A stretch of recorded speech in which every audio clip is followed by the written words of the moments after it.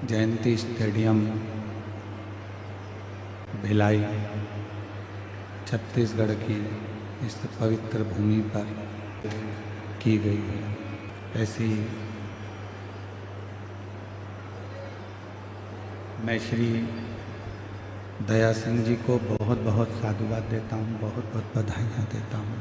24,000 श्लोक का ये अपार समुद्र है और इन 24,000 श्लोक के इस समुद्र में से आप जितना ले सकते हो उतना अपने जीवन में उतारने का प्रयास करें। शिव महापुराण की पवित्र कथा का लाभ लेने का, शिव कथा को श्रवण करने का, जितना श्रावण महीने में शिव नाम लिया जाता है, जितना जितना श्रावण महीने में भगवान शंकर का भजन किया जाता है, मंत्र जाप स्मरण किया जाता है, उतना उतना हमारे जीवन में एक आनंद की अनुभूति होती चली। तो पुराण कहती है जमीन पर गिरा हुआ व्यक्ति उठ जाता है, उसको उठने में देरी नहीं लगती।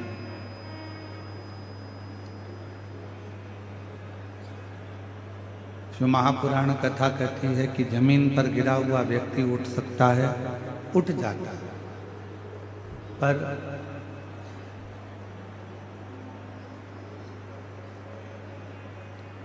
तीन की निगाह में गिरा हुआ व्यक्ति कभी नहीं उठता।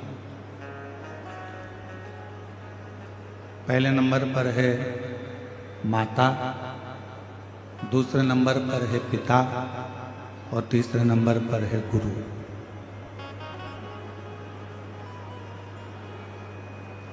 जमीन पर अगर गिरे हो तो उठ जाओ, पर माता पिता और गुरु की निगाह में यदि आप गिरे हो तो फिर उठना बहुत कठिन हो जाता है। यदि प्रतिदिन भगवान शंकर के मंदिर में नहीं जा सकते,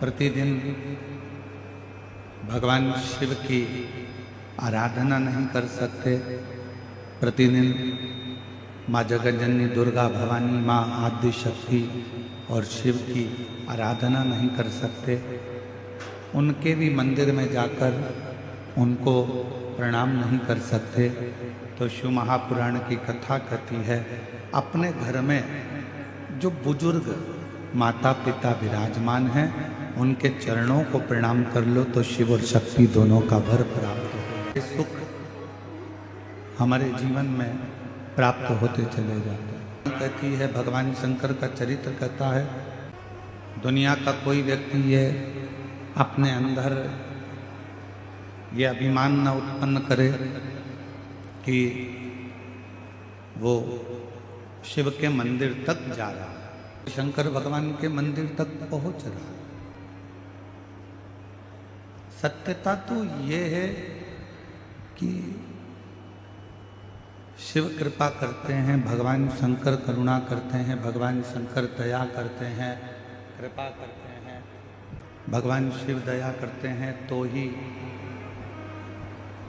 कोई भगवान शंकर के मंदिर तक, देवालय तक, शिवालय तक जा पाता है।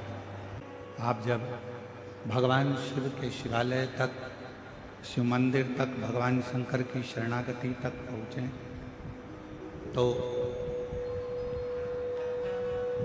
ये मानकर चलें कि भगवान शिव, भगवान शंकर ही आपके भीतर विराजमान होकर, आपके भीतर रहकर,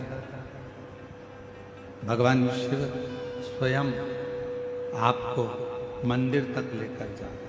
घर में रहकर भी यदि आप शिव को याद कर रहे हो,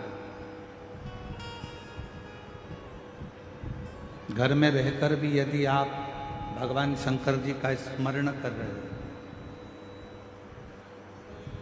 घर में रहकर भी यदि आप भगवान शिव की भक्ति कर रहे हो, तो ये मानकर चलना कि कोई पूर्व जन्म का हमारा कोई पुण्य होगा, पूर्व जन्म का कोई हमारा अच्छा सत्कर्म होगा, जो आप और हम भगवान शिव की अविरल भक्ति में डूबे हुए हैं। स्वप्न में शिव का देखना, स्वप्न में भगवान शंकर का देखना, या एकांत में भगवान शंकर का स्मरण आ जाना, भगवान शंकर को याद कर लेना। शिव की करुणा के बिना, ये भगवान शंकर की दया के बिना हो ही नहीं सकता। शिव पुराण में कल्प में कथा में देवराज ब्राह्मण की कथा, देवराज ब्राह्मण की कथा, बिंदु की कथा श्रवण करी। के माध्यम से हमने ये श्रवण किया, उस कथा के माध्यम से हमने ये सुना, ये श्रवण किया कि यदि एक क्षण की भी शिव महापुराण की कथा, यदि एक पल की भी शिव महापुराण की कथा हमको श्रवण करने को मिल जाए, एक क्षण की भी शिव महापुराण की कथा यदि हम श्रवण कर लें, तो ये निश्चित है कि भगवान शिव की करुणा, कृपा, दया और उनकी दृष्टि हम पर हो ही जाते हैं कि हम घर छोड़ेंगे तो शिव मिलेंगे, हम परिवार छोड़ेंगे तो शिव मिलेंगे। देखो, शिव महापुराण की कथा कहती है, भगवान शंकर का चरित्र कहता है, शिव तत्व कहता है, घर छोड़ने से, परिवार छोड़ने से भगवान शंकर नहीं मिलते।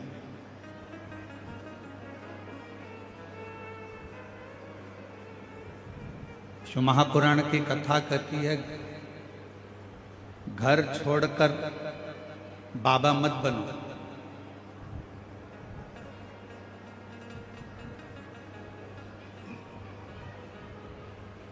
घर छोड़कर बाबा मत बनो, बल्कि शिव महापुराण की कथा कहती है, घर में रहकर बाबा का भजन कर कर बाबा को अपना बना लो। तुम्हें ना तो घर छोड़ना पड़ेगा और ना तुम्हें बाबा बनना पड़ेगा। अगर तुम्हें बाबा नहीं बनना, घर में रहकर, घर में ही बाबा का भजन कर कर, घर में रहकर बाबा का स्मरण कर कर बाबा को अपना बना ले। घड़ी, जिस पल, जिस समय घर में रहकर भी आप अगर बाबा का भजन कर रहे हैं, घर में रहकर भी आप भगवान शिव की भक्ति कर रहे हैं, घर में रहकर भी आप भगवान शंकर का स्मरण कर रहे हैं, घर में रहकर भी आप भगवान शिव का मंत्र जाप, नाम जाप कर रहे हैं, तो निश्चित है कि तुम्हें घर छोड़कर बाबा बनने की जरूरत नहीं पड़ेगी, बल्कि बाबा को भजकर, बाबा का मंत्र जाप कर कर, बाबा का नाम जाप कर कर, बाबा का स्मरण कर कर आप बाबा की करुणा घर में रहकर ही प्राप्त करो। भक्ति दूसरी मुक्ति। दुनिया के जितने लोग हैं सब मुक्ति पाने में लगे हैं कि हम ये दान करेंगे तो मुक्त हो जाएंगे, हम पूजन करेंगे तो मुक्त हो जाएंगे, हम स्मरण करेंगे तो मुक्त हो जाएंगे, हम भजन करेंगे तो मुक्त हो जाएंगे। पर शिव महापुराण की कथा, भगवान शंकर का चरित्र शिव महापुराण की कथा कहती है, शिव तत्व कहता है, भगवान शंकर का चरित्र कहता है, मुक्ति तो किसी को भी मिल सकती है। भजन करेंगे मुक्त हो जाएंगे निश्चित, थोड़ा सा कीर्तन करेंगे मुक्त हो जाएंगे, ये ठीक है। मुक्ति किसी को भी मिल सकती है। दान कर लो, थोड़ा सा पुण्य कर लो, थोड़ा सा भजन कर लो, थोड़ा सा कीर्तन कर लो, थोड़ा सा नाम स्मरण कर लो, थोड़ा सा मुक्त हो जाओ। कहती है कि मुक्ति किसी को भी मिल सकती है, पर शिव कथा कहती है कि भगवान की अविरल भक्ति मिलना ये कठिन की कथा कहती है कि मुक्ति पाना सरल है, मोक्ष पाना सरल है, मुक्त हो जाना सरल है। मुक्ति पा लेना, मोक्ष पा लेना एक सरल विषय, पर भगवान की भक्ति को पाना और भक्ति पाकर मुक्त होना वो एक अलग विषय।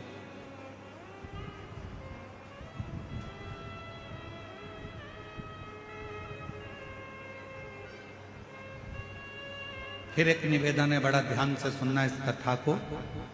शिव जी के मंदिर में जाकर आप धन मांगोगे, भगवान धन दे देगा। शिव जी के मंदिर में जाकर आप दौलत मांगोगे, भगवान दौलत दे देगा। शिव जी के मंदिर में जाकर आप वैभव मांगोगे, शिव जी वैभव दे देंगे। शिव जी के मंदिर में जाकर आप कुर्सी मांगोगे, सत्ता मांगोगे, भोलेनाथ जी वो भी दे देंगे। पर शिव जी के मंदिर में जाकर आप यदि भक्ति मांगोगे तो भगवान शंकर को थोड़ा सोचना पड़ेगा।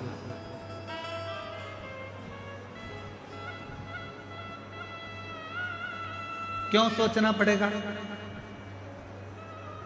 भगवान शंकर धन देने में पीछे नहीं हटते, भगवान शंकर कुर्सी देने में पीछे नहीं हटते, भगवान शंकर वैभव देने में पीछे नहीं हटते, भगवान शंकर संपदा देने में पीछे नहीं हटते, भगवान शंकर दुनिया का सारा सुख देने में पीछे नहीं हटते। वो देने में पीछे नहीं हटते। पर यदि कोई भक्त भगवान से जाकर कहे कि मुझे भक्ति दे दो, तो शिव जी भक्ति नहीं देते, मना कर देते हैं कि मैं भक्ति नहीं दूंगा, मैं तुम्हें भक्ति प्रदान नहीं करूंगा, मैं तुमको भक्ति नहीं दे सकता, मैं तुम्हें भक्ति नहीं दूंगा।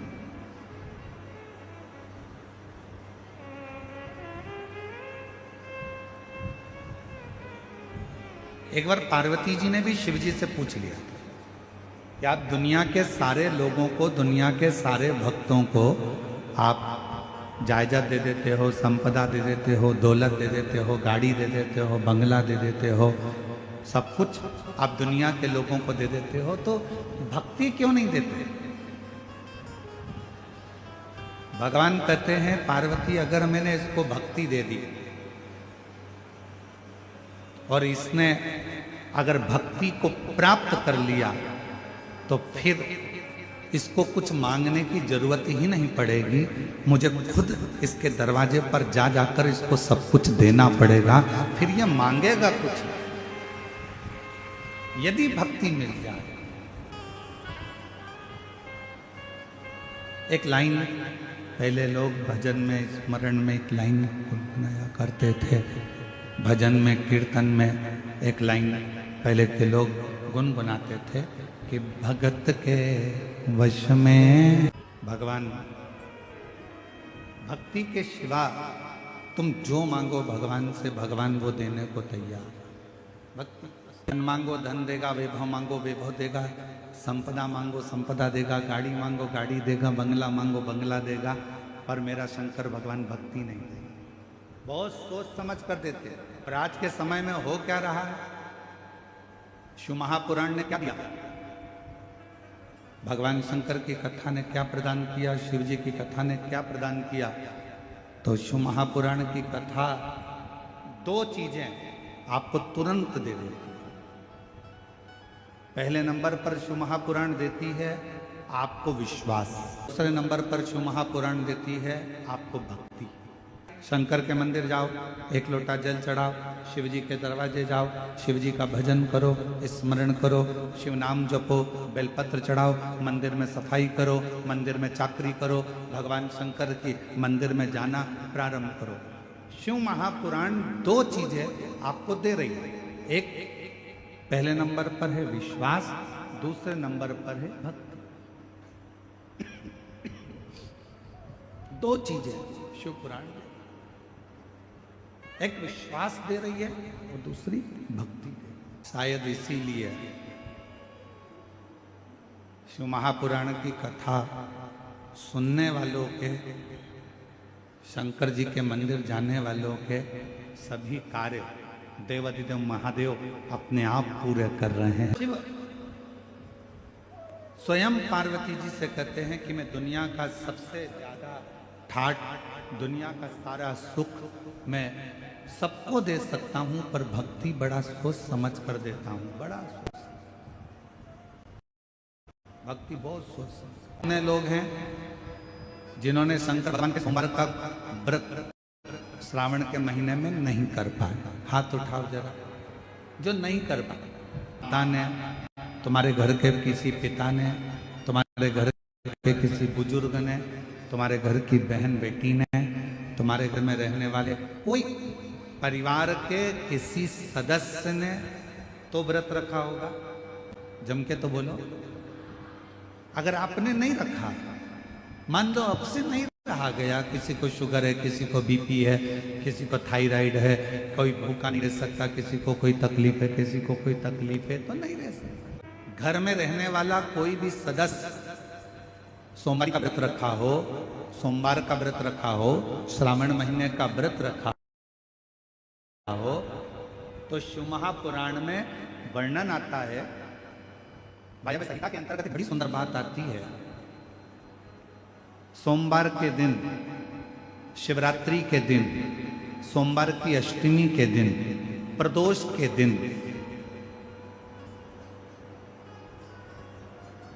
यदि भगवान शंकर का कोई व्रत धारण करा है किसी स्त्री या पुरुष ने, और मान लो आपने वो व्रत नहीं किया और जिसने व्रत किया तो वायव्य संहिता कहती है उस व्यक्ति के मात्र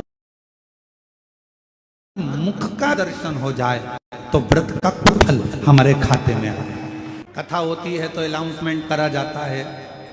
अब ये शिव महापुराण का तो अनाउंसमेंट नहीं किया जाता है, क्योंकि पहले से इतना आप लोग जाते हो तो फिर अनाउंसमेंट करके और कहाँ लेकर जाओगे।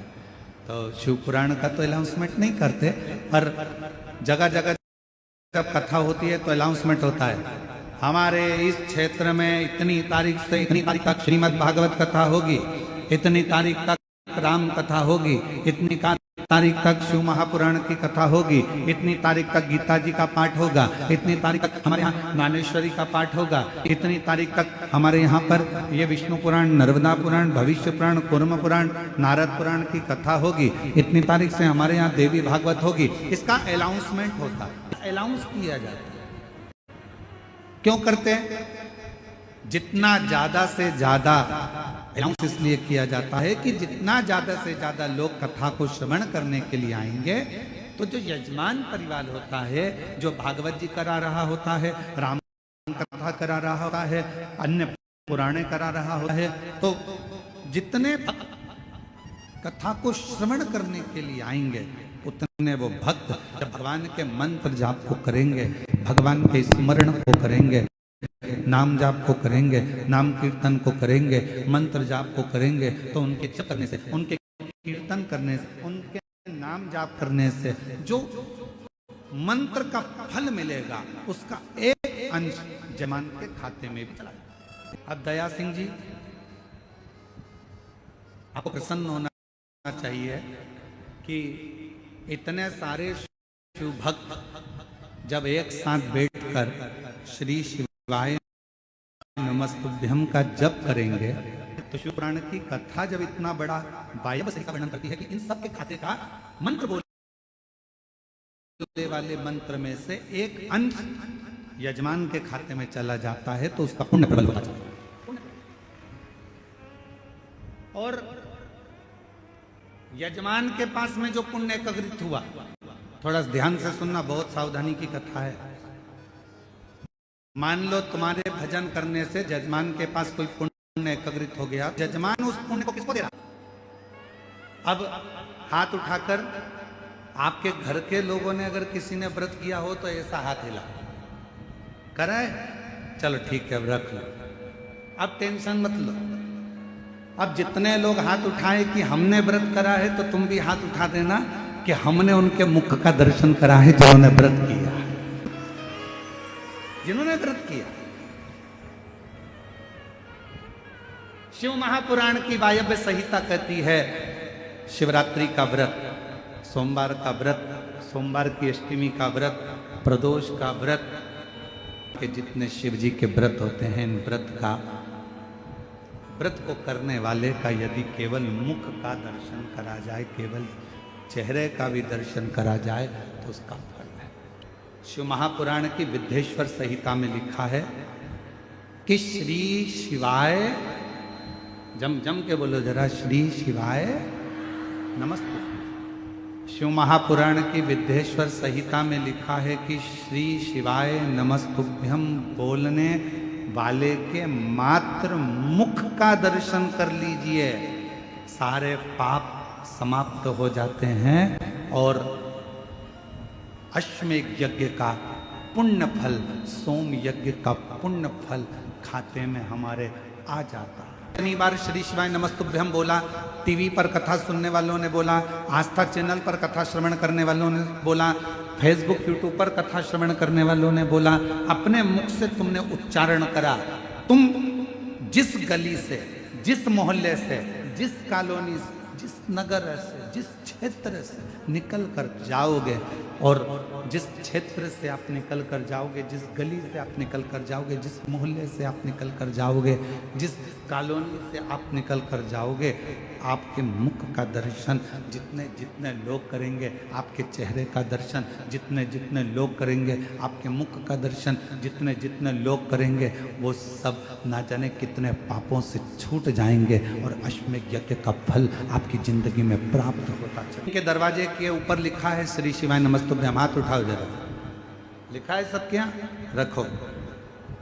अब पहले की कथा का स्मरण करें जो हमने बोला था। श्री शिवाय नमस्तुभ्यम दरवाजे पर लिखा है, कोई आया तुम्हारे दरवाजे पर, बेल बजाई, उसने पढ़ा श्री शिवाय नमस्तुभ्यम, आपने दरवाजा खोला, उसने पढ़ लिया, उसने पढ़ा, आपने दरवाजा खोला, उसके मुख का दर्शन करोगे तो भी तुम्हारा कल्याण है, और तुम्हारे चेहरे का दर्शन वो करेगा तो उसका भी कल्याण, दोनों का कल्याण।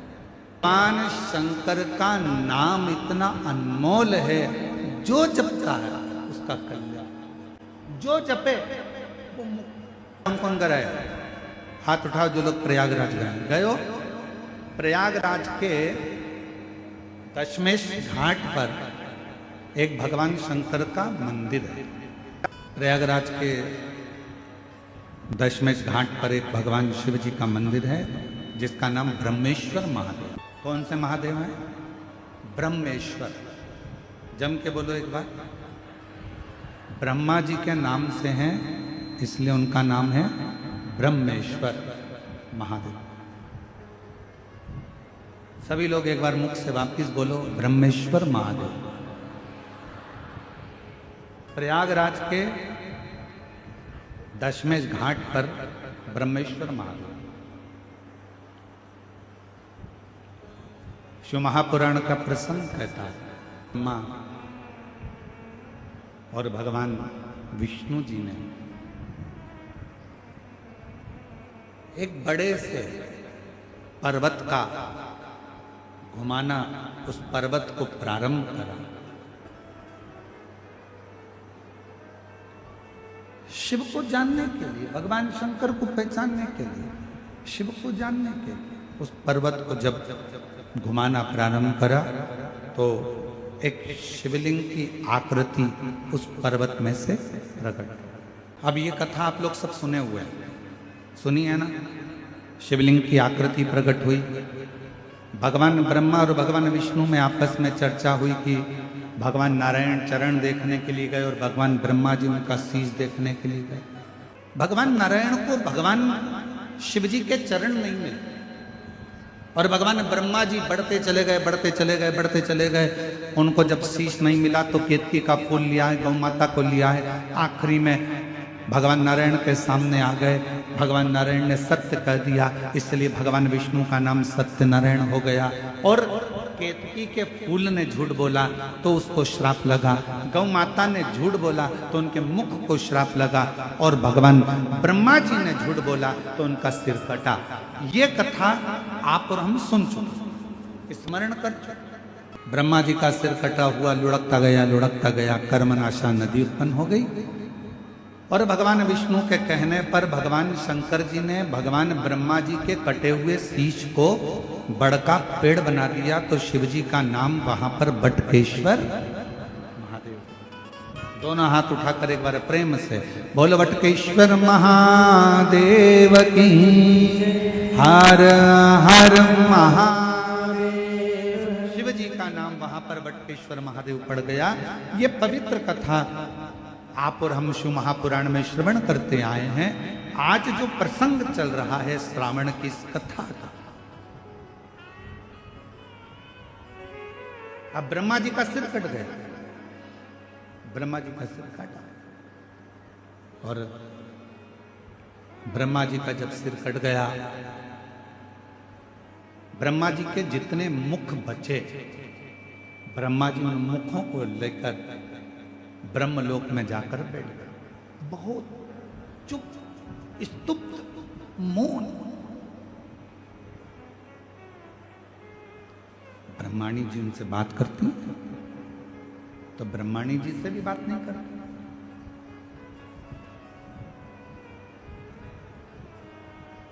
सबने पुकारा, ब्रह्मा जी से बात करने के लिए आए, पर ब्रह्मा जी किसी से बात ही नहीं करते। एकदम ब्रह्मा जी मौन है, चुप है, स्तुप्त है।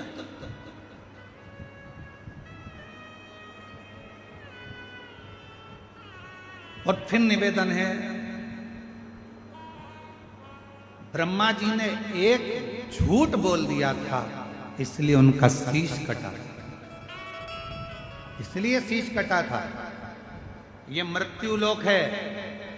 शिव महापुराण की कथा कहती है, इस मृत्यु लोक में, पृथ्वी पर कलिकाल में जो तुम बीज बोओगे वही तुम्हें काटना पड़ेगा। तुम किसी की निंदा करोगे तो कोई तुम्हारी भी निंदा करेगा। तुम किसी पर कीचड़ उछालोगे तो एक ना एक दिन तुम पर भी कीचड़ उछलेगा। तुम किसी का अपमान करोगे तो एक ना एक दिन तुम्हारा भी अपमान होगा। तुम किसी के लिए गाली दोगे तो वो गाली तुम्हारे पास भी आएगी। तुम किसी को अपशब्द कहोगे तो पलट कर वो अपशब्द तुम्हारे पास आएगा। तुम किसी को बद्दुआ दोगे, एक ना एक दिन वो बद्दुआ तुम्हारे पास भी आएगी। तुम किसी का अपमान करोगे, एक ना एक दिन तुम्हारा भी अपमान होगा। तुम किसी पर कीचड़ उछालोगे, एक ना एक दिन वो कीचड़ तुम्हारे ऊपर भी आएगा। और शिव महापुराण की कथा कहती है, भगवान शंकर सब कुछ माफ कर सकते हैं, पर शंकर भगवान अपने भक्त पर अगर उंगली उठे, अपने भक्त पर अगर कोई लांछन लगाए तो भगवान शंकर कभी माफ नहीं करते। उसका फल भगवान शंकर उसका तो भाव लेकर ही रहते हैं।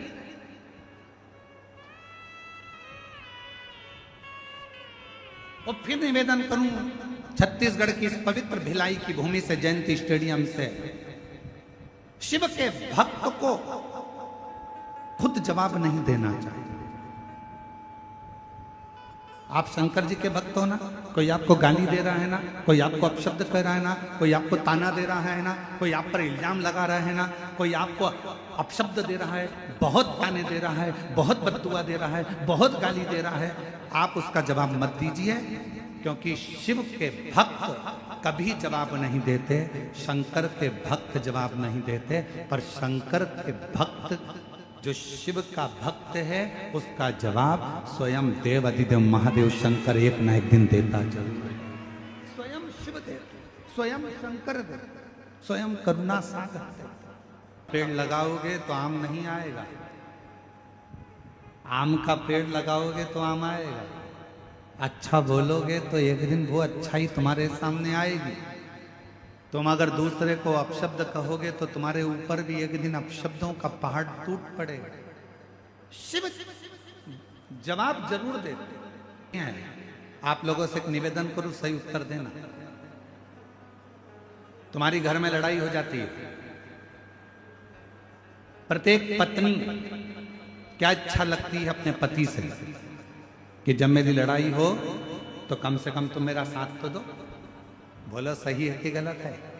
अरे जम के तो बोलो, सही है ना?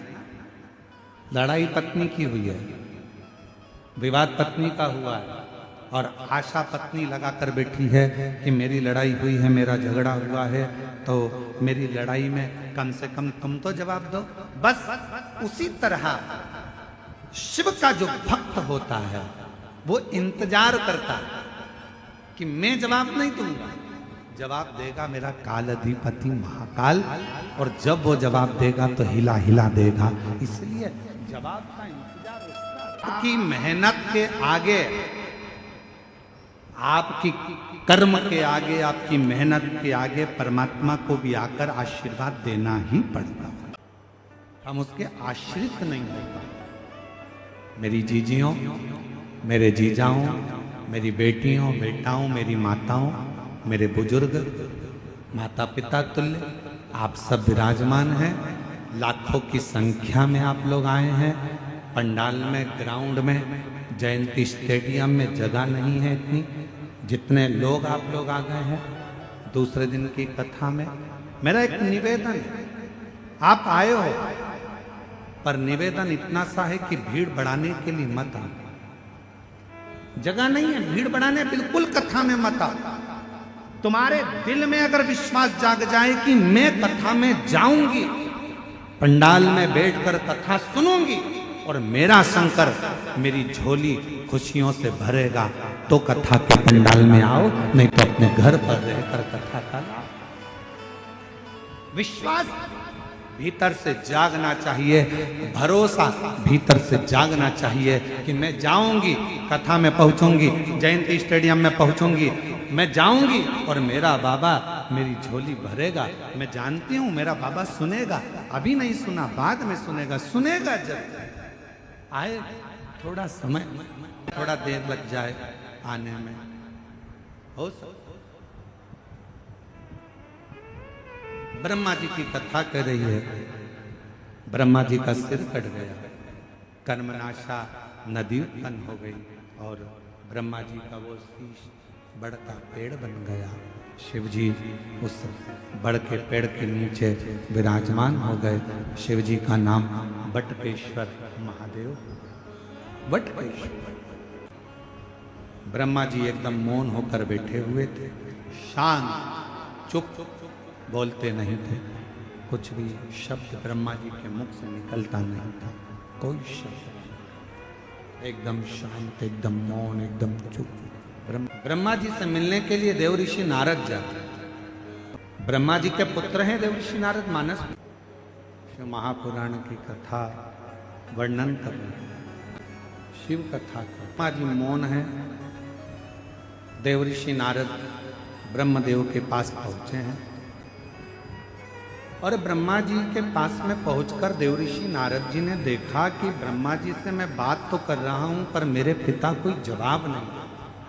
नारद जी ने ब्रह्मा जी से पूछा, पिताजी आप कुछ बोलते क्यों नहीं? कि वाणी नहीं सुनी बहुत दिनों से कम कुछ तो बोलिए। ब्रह्मा जी कुछ नहीं कर रहे और तब नारद जी एकदम ब्रह्मा जी के मुख से दो शब्द सुने कि नारद मुझसे बहुत बड़ी गलती हुई, मैं प्रसिद्धि को पाने के चक्कर में मैंने झूठ बोल दिया और झूठ भी बोला तो वो झूठ ऐसा कि मेरा शीश कट गया। शिव महापुराण की कथा कहती है झूठ बोलने का भी समय होता है और बोलना चाहिए, पर कब बोलना चाहिए, कहाँ बोलना चाहिए, कैसे बोलना चाहिए, वो भी शिव महापुराण की कथा बताती है। जब कोई गाय कसाई के यहाँ कटने के लिए जा रही हो, वहां खड़े होकर कह दो ये गाय मेरी है और उसको छुड़ा कर ले आओ, तो वो झूठ भी तुम्हारा फलदायी हो जाए। शिव महापुराण की कथा कहती है अच्छे कर्म को करने का प्रयास है। दान करने के लिए धन चाहिएगा, बोलो सही है कि गलत है? पुण्य करने के लिए भी थोड़ा पुण्य कर्म चाहिएगा, थोड़ा सा कुछ ना कुछ चाहिएगा। पर अच्छा कर्म करने के लिए तो अच्छा दिल चाहिए, अच्छा मन। आपका मन श्रेष्ठ हो गया, आपका दिल अच्छा हो गया, आप अच्छा कर्म कर लो। ब्रह्मा जी के मुख से शब्द सुना, सुनते से ही ब्रह्मा जी के मुख से जैसे ही शब्द सुना, सुनते से ही नारद जी एकदम चुप होकर एक जगह पर बैठ गए। बैठे तभी उसी समय पर देवराज इंद्र का आगमन हो गया। ऐरावत हाथी पर देवराज इंद्र बैठे थे और ऐरावत हाथी पर बैठकर देवराज इंद्र का आगमन हुआ। देवराज इंद्र का जैसे ही आगमन हुआ, नारद जी को बैठा हुआ देखा, पूछा देवराज इंद्र ने, आज नारद जी आपकी वीणा नहीं बज रही, आज नारद जी आपकी करताल नहीं बज रही, आज नारद जी आपके मुख से श्रीमन नारायण नहीं निकल रहा, क्या बात है? नारद जी कुछ तो बोलो। नारद जी कुछ नहीं बोलते। तब फिर पूछा देवराज इंद्र ने, हुआ क्या है? तब नारद जी ने कहा, ब्रह्मा जी का सिर कटा, तब से ब्रह्मदेव मौन हो गए हैं, स्तुप्त हो गए हैं, उनका मन नहीं लग रहा, उनका हृदय अंदर से कछोट रहा है, उनकी आंखों में आंसू भरा हुआ है। करें तो करें, बोले तो बोले। देवराज इंद्र ने सुना, देवराज इंद्र श्रवण करे। देवराज इंद्र जैसे ही नारद जी के मुख से थोड़ा सा शब्द श्रवण किया और देवराज इंद्र सीधे भगवान नारायण के पास पहुंचे। श्रीमन नारायण हर हर महादेव। नारायण के पास में जैसे पहुंचे, भगवान विष्णु तो नेत्र बंद करे हुए थे क्योंकि उनको सारी लीला का ज्ञान था। अब किसके पास जाए? पहुंच गए मेरे देव अधिदेव महादेव के पास में इंद्र, भगवान शिव जी के, भगवान शंकर के। और जैसे ही भगवान शंकर के पास में पहुंचे, बाबा तो नेत्र बंद कर समाधि में डूबे हुए थे, समाधि में डूबे हुए थे, नेत्र बंद थे। भगवान इंद्रदेव ने आवाज लगाई, हर हर। फिर भी भगवान शिव ने नेत्र नहीं खोले। ताली भी बजाई 3 बार, फिर भी भगवान शिव ने नेत्र नहीं खोले। इंद्र को लगा कि जरूर कोई बात बहुत भारी है, इसलिए बाबा नेत्र नहीं खोलते। प्रार्थना करी माँ जगत जननी से, माँ जगदम्बा अम्बा पार्वती जी बेटी जगदम्बा माँ पार्वती जी से विनय करा। शिव जी नेत्र नहीं खोल रहे हैं, बाबा नेत्र नहीं खोल रहे हैं और सामने बहुत बड़ी उलझन खड़ी हुई। शिव महापुराण की कथा कहती है, तेरे मंदिर में आना मेरा काम है और मेरी बिगड़ी बनाना तेरा। आई छत्तीसगढ़ के सभी श्रोता भाई बहनों से निवेदन करेंगे, जिंदगी में बड़े आनंद के साथ एक बात स्मरण में रखिए, सब दूर से हार जाओ, सब दूर जा जाकर थक जाओ और कोई साधन आखिरी में नजर ना आए, तब आखिरी में एक बार बाबा कुबेरेश्वर की भूमि पर जाकर बैठना, 5 कंकर उठाकर उसका पूजन करना, 1 कंकर लेकर आना, बाबा का रुद्राक्ष मांग कर लाना और दिल से उसका स्मरण करना, मेरा कुबेरेश्वर बाबा तुम्हारी झोली जरूर भर देगा। शिव करुणा जरूर करेगा, शिव कृपा जरूर करेगा। ब्रह्मा जी मौन है, इंद्रदेव ने शिव जी से प्रार्थना करना चाहिए, पर शिव जी भी साधना में लीन, भगवान शंकर भी साधना में लीन।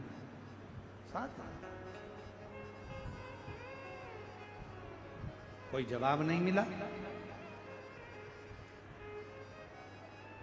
वापिस इंद्रदेव ने आवाज लगाई, हर हर। फिर भी शिव जी के नेत्र नहीं खुले। पहले भी कहा, आज फिर कहते हैं, तुम्हारे मन की अगर कोई कामना हो ना, नंदी के कान में जाकर धीरे से पहले भगवान शिव का नाम उच्चारण करो। ओम नमः शिवाय बोलो तो ओम नमः शिवाय, नमः शिवाय बोलो तो नमः शिवाय, तो श्री शिवाय नमस्तुभ्यम बोलो तो श्री शिवाय नमस्तुभ्यम। नंदी के कान में कैसे कहना चाहिए आप लोगों को मालूम है? नंदी के कानों में कहने के लिए दुर्वा का भाग रखा जाता है अपने हाथ में, और दुर्वा के भाग को अपनी हथेली में हाथ में रखकर फिर नंदी के कानों के पास में जाकर धीरे से कहा जाता है, श्री शिवाय नमस्तुभ्यम, नमस्तुभ्यम, श्री शिवाय नमस्तुभ्यम, श्री शिवाय नमस्तुभ्यम। नंदी से अपने मन की कामना, बाबा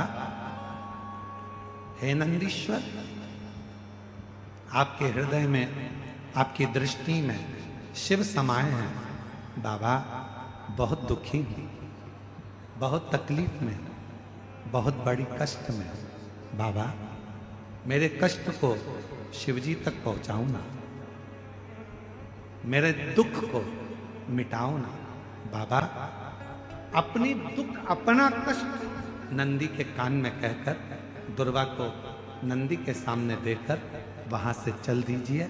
मेरा देव अधिदेव महादेव 3 महीने के अंदर आपकी वो अर्जी स्वीकार जरूर। एक दुर्वा का भाग और नंदी के कानों में कहा गया शब्द जीवन का एक आनंद दे। दुर्वा का भाग। और यदि दुर्वा नहीं भी होती है, अगर दुर्वा नहीं है तो नंदी के जो गले में, शिव मंदिर में नंदी होता है, नंदी के गले में जो घंटी पड़ी होती है, घंटी देखिए नंदी के गले में, और अलग से तो कोई घंटी डालता नहीं है, पत्थर की ही घंटी बनी होती है, पाषाण की ही घंटी बनी होती है। उस घंटी जो डली हुई है, जो गला है नंदी का, उसका स्पर्श करते हुए नंदी के कान में अपनी बातों को कह देना। जब हम अपनी मन की कामना भगवान नंदीश्वर को कहते हैं, दिल से प्रार्थना करते हैं, वो सुनता है हृदय की तरह। नंदी, इंद्रदेव ने नंदी को प्रणाम किया, नंदीश्वर से पूछा कि वो ब्रह्मा जी जिनको बड़ी अंदर से गिलानी, ब्रह्मा जी के हृदय में बड़ी बड़ी गिलानी है, उनके आंखों में आंसू है, उनका दुख है, हृदय रो रहा है, नयन से जल बह रहा है। ब्रह्मा जी क्या करें कि अंदर का दुख समाप्त हो जाए? नंदी ने कहा ब्रह्मदेव से कहिए कि त्रिवेणी का जो संगम है शिवजी को प्रिय है, गंगा यमुना सरस्वती का संगम प्रयागराज, उस तीर्थ में जाएं और ब्रह्म तीर्थ के रूप में उसको निर्मित कर कर उस पर यज्ञ किया प्रारंभ। शिव जी को राजी करने के लिए ब्रह्मा जी ने यज्ञ की रचना करना प्रारंभ करा। गंगा यमुना सरस्वती के तट पर, मां गंगा यमुना सरस्वती के तट पर पहुंच गए, यज्ञ की रचना हुई, यज्ञ प्रारंभ होने की तैयारी हुई। विचार करा गया कि किसका यज्ञ करें, किसको प्रसन्न करें, किससे विनती करें, यज्ञ किसका हो। तब ब्रह्मा जी ने देवताओं से पूछा, देवता कुछ बोले नहीं। भगवान नारायण से पूछा, नारायण कुछ नहीं बोले। तो ब्रह्मा जी के मन में भाव आया, मैं अपने पुत्र देवऋषि नारद से पूछता हूँ यज्ञ किसका करा जाए। देवऋषि नारद ने अपने मन में भाव रखा तो अपने भांजे पर्वत मुनि से पूछा। पर्वत मुनि ने जाकर सीधे तुमरुका जी से पूछा कि ब्रह्मा जी यज्ञ करना चाहते हैं, कौन सा यज्ञ करें। पर्वत मुनि के बात सुनकर तुमरुका जी ने अपने मुख से कह दिया कि ब्रह्मा जी से कहो कि रुद्र को प्रसन्न करने के लिए, शिव को प्रसन्न करने के लिए कोई युद्ध, रुद्र यज्ञ का एक आनंदमय रूप धारण किया। पृथ्वी पर दुनिया का पहला यज्ञ था जो भगवान ब्रह्मा जी ने भगवान शिव को प्रसन्न करने के लिए किया। दुनिया का प्रथम यज्ञ, और कहां हुआ था तो कहा प्रयागराज की पवित्र धरा पे हुआ, त्रिवेणी के संगम पर हुआ। ब्रह्मा जी यज्ञ करने को तो तैयार हो गए, पर रुद्र को प्रसन्न करने के लिए शंकर का होना जरूरी है। शिव जी तो समाधि में लीन है, शंकर का प्रतिबिंब कुछ रखा जाएगा। ब्रह्मा जी चले गए कैलाश, कैलाश पर जाकर देखा तो भगवान शिव तो समाधि में लीन थे। शंकर भगवान का प्रतिबिंब किसको लेकर जाऊं? तब मां पार्वती जी जिस शिवलिंग की पूजन करती थी, माता पार्वती जी जिस शिवलिंग की आराधना करती थी, शंकर का प्रतिबिंब मानकर मां जगत जननी जगदम्बा अम्बा पार्वती जिस शिवलिंग का पूजन करती थी, उसी शिवलिंग को ब्रह्मा जी जाकर विनय करने लगे, निवेदन करने लगे, मां बाबा तो समाधि में लीन है, आप हमको ये शिवलिंग दे दीजिए। पार्वती जी ने कहा ये तो वो शिवलिंग है जिसकी आराधना मैं करती हूँ, जिसकी साधना में करती हूँ, जिसकी पूजन में करती हूँ। वो शिवलिंग मांग रहे हैं, आप करुणा कर दीजिए। 5 जगत जननी जगदम्बा अम्बा करेंगे, मैं इस शिवलिंग को नहीं दे सकता, ये मेरी पूजन का स्थान है, ये मैं पूजती हूँ। ए मेरी जीजियों, मेरे जीजाओं, मेरी बेटियों, बेटाओं, मेरे माताओं, मेरे भाई, मेरे बुजुर्ग माता पिता तुल्य विराजमान हो, आप सबसे निवेदन करूंगा, सास की प्रॉपर्टी का हिस्सा हो, ससुर की प्रॉपर्टी का हिस्सा हो, सास के कपड़ों का हिस्सा हो, सास ससुर के जेवर का हिस्सा हो, सबके हिस्से हो। और यदि आखिरी में मंदिर में भगवान रह जाए और कहे इसको कौन लेगा, तो कह देना जो मंदिर में मेरा शिव बैठा है, जो मंदिर में मेरा लाडला बैठा है, उसको मुझे दे दीजिए, मेरे ठाकुर को, मेरे राम को, मेरे कृष्ण को, मेरे शंकर को मुझे दे दीजिए, बस मुझे। लोग कहते हैं कि मंदिर में, लोग कहते हैं हमारे यहाँ महाराज जी ऐसा मंदिर है, हमारे गांव में ऐसा मंदिर है, 100 साल पुराना है, हमारे गांव में मंदिर है 50 साल पुराना है, हमारे गांव में मंदिर है 30 साल पुराना है। बोलो बोलो, बोलते कि नहीं बोलते? अरे जम के तो बोलो। लोग कहते हैं हमारे यहाँ मंदिर 50 साल पुराना, हमारे यहाँ मंदिर 80 साल पुराना, हमारे यहाँ मंदिर 500 साल पुराना। मेरा निवेदन है, तुम उस मंदिर को देखने के लिए जाते हो, दर्शन के लिए जाते हो कि ये 50 साल पुराना है, 60 साल पुराना है, 100 साल पुराना है। उसी तरह जैसे पुराना मंदिर प्रसिद्धि का केंद्र होता है, कुछ वर देने वाला होता है, उसी तरह हमारे घर में हमारे सास के हाथ के, ससुर के हाथ के, उनकी सास के हाथ के, उनके ससुर के हाथ के, घर में जो लड्डू गोपाल होते हैं, जो शंकर जी होते हैं, जो गणेश जी की मूर्ति होती है, जो हमारे घर में भगवान होते हैं, वो भी 100, 150, 200 साल पुराने होते हैं। यदि वो हमको प्राप्त हो जाए और हम उनकी पूजन करना प्रारंभ कर दें, तो वो भी हमें वर देना। आजकल एक नया फैशन हो गया, एक गुरुजी हमारे घर में तो छोटे से भगवान हैं, इसलिए हम बड़े लाएंगे।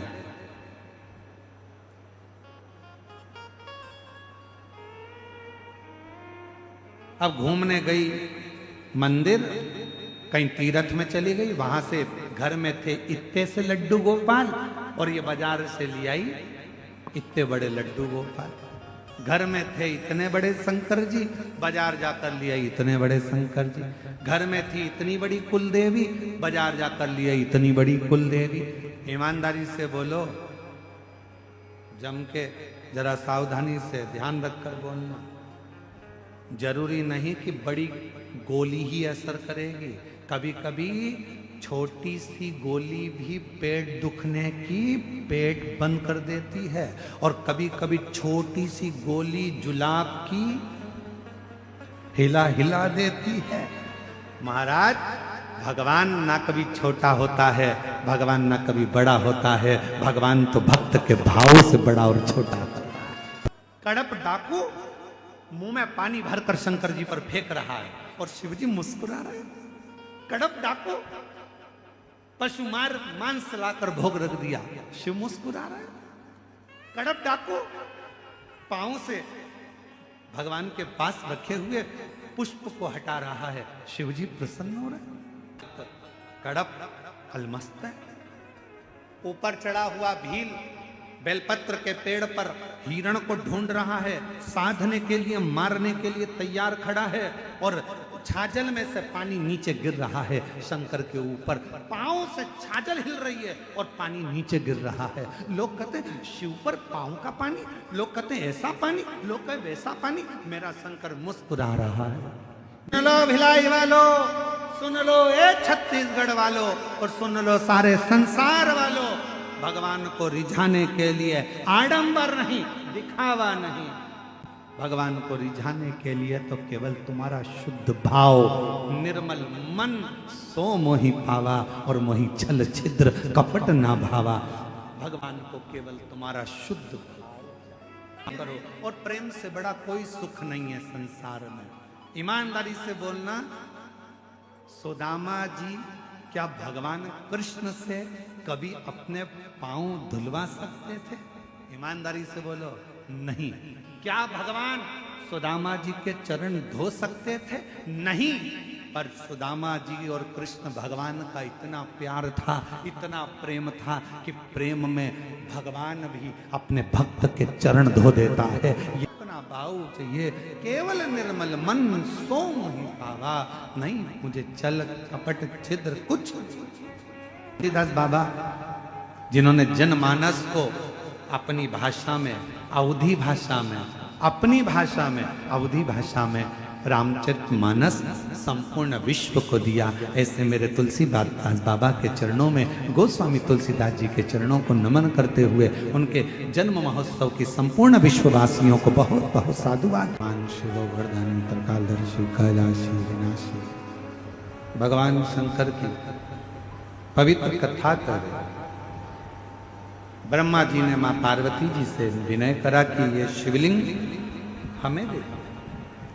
मां जगत जननी पार्वती जी की पवित्र कथा कर रही है। अपने सास ससुर के हाथ की जो पुरानी मूर्तियां हैं, पूजन स्थल है, उसको अपना रखो, अपनाओ। आज के जमाने में लोग नई मूर्ति लगाने के चक्कर में पुरानी पुरानी मूर्तियों को हटा देते हैं, पर पुरातन जो मूर्त है, पुरातन जो पूजन है, उसको रखना चाहिए। पुरानी मूर्तियों को, पुराने स्वरूप को कभी इधर उधर नहीं करना चाहिए, उसको संभाल कर। वो जीवन का एक आनंद देने वाला है।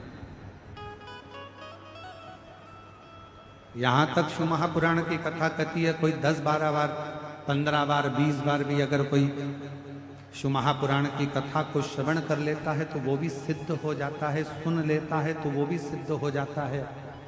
शिव मंदिर जाने वाला, भगवान को एक लोटा जल चढ़ाने वाला अपने आप सिद्धता प्राप्त कर लेता है। अन्य अम्बा पार्वती जी से कहा, हमें शिवलिंग दे दो, जो प्राचीन है उसको प्राचीन रहने दो, पुराना है उसको पुराना रहने दो। हमारे यहाँ कुबेरेश्वर बाबा के धाम पर जो बड़ा शिवलिंग का निर्माण आप देखते हो, फिर आगे एक पत्थर का मंदिर बन रहा है पाषाण का। जो बड़ा शिवलिंग है, उस शिवलिंग के नीचे उसको जो छोटा सा छतरी थी, उसके अंदर जो पुराना प्राचीन जो शिवलिंग था वो आज भी विराजमान है। उसको ना तो हटाया गया, ना उसको इधर उधर करा गया, वो वहीं की वहीं जहां था वैसा, बस उसके ऊपर बड़ा शिवलिंग बना दिया गया और अंदर प्रवेश बंद कर दिया गया, क्योंकि छोटा है, अंदर जाना छोटी सी छतरी में कहाँ उसका। उसी को बाहर के रूप में, तो जो प्राचीन है उसको प्राचीन रहने दो, जो पुराना है उसको पुराना रहने दो, उसको बने। घर में अगर आपके मंदिर है, सास ससुर के हाथ की कोई मूर्तियां हैं, उनको रहने दो।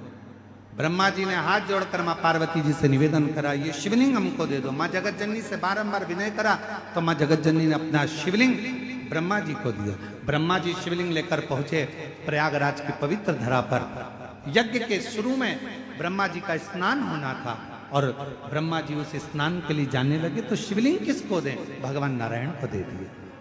भगवान नारायण को शिवलिंग दिया। इतनी देर में ब्रह्मा जी स्नान करने गए और भगवान नारायण ने उस शिवलिंग को पृथ्वी पर स्थापित कर रख दिया। जैसे ही भगवान नारायण ने शिवलिंग को रखा, ब्रह्मा जी उस शिवलिंग को मांगने लगे भगवान नारायण से, मैंने आपको शिवलिंग दिया था, वो कहाँ है? कहा वो तो ब्रह्मा भगवान विष्णु जी बोले कि मैंने तो रख दिया। इसको तो मैं यज्ञ में लेकर जाने वाला था, वहां स्थापना करने वाला था। ब्रह्मा जी भगवान शंकर के शिवलिंग को गले लगाकर उसको उठाने लगे। आंख से आंसू बहने लगे। नाथ, पहले भी गलती हो गई, मेरा शीश कट गया, अब गलती नहीं करूंगा प्रभु, आप मेरे साथ चलिए ना।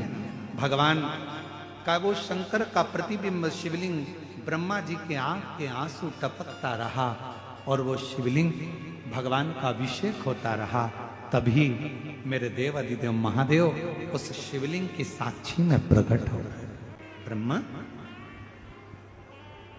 हे ब्रह्मा, हे ब्रह्मदेव, तुम इस शिवलिंग को उठाना चाहते हो पर यह अब उठेगा नहीं। ब्रह्मदेव, पूरी दुनिया में केवल एक ये शिवलिंग ऐसा है जो मेरी जगत जननी पार्वती जी जिसकी आराधना करती थी, वो शिवलिंग पार्वती के हाथ का तुम्हारे हाथ में आया। तुम्हारे हाथ से वो भगवान विष्णु जी के हाथ में आया। भगवान नारायण ने उसको यहां रखा और तुम्हारे अश्रु गिरने से ये सिद्ध हो गया, प्रतिष्ठित हो गया, सिद्ध हो गया, प्रतिष्ठित हो गया। हे ब्रह्मदेव, संपूर्ण जगत में कल्याण करने के लिए मैं शिव तुम्हारे द्वारा प्रतिष्ठित शिवलिंग में सदा विराजमान रहूंगा और इस शिवलिंग को तुमने प्रतिष्ठित करा, इसलिए तुम्हारे नाम से ये शिवलिंग जगत में पूजाएगा। इसका नाम ब्रह्मेश्वर महादेव होगा, जो संपूर्ण जगत का कल्याण। प्रयागराज में जाएं, त्रिवेणी के संगम पर जब दशमेश घाट पर पहुंचे तो दशमेश घाट पर ब्रह्मेश्वर महादेव का दर्शन करें। वो ब्रह्मेश्वर महादेव जो माता पार्वती जी की निज सेवा का स्वरूप, वो ब्रह्मेश्वर महादेव जिनको स्वयं नारायण ने रखा है, वो ब्रह्मेश्वर महादेव जिनको स्वयं ब्रह्मा जी ने अपने अश्रु से उनको प्रतिष्ठित कर दिया। ब्रह्मेश्वर पुराण की कथा कहती है, लिंग पुराण की कथा कहती है, कुर्म पुराण की कथा कहती है। हृदय में ऐसा लग रहा है कि मेरा ये काम होगा कि नहीं होगा, होगा कि नहीं होगा, मैं निकलूंगा कि नहीं निकलूंगा, मैं इस काम से आगे बढ़ूंगा कि नहीं बढ़ूंगा।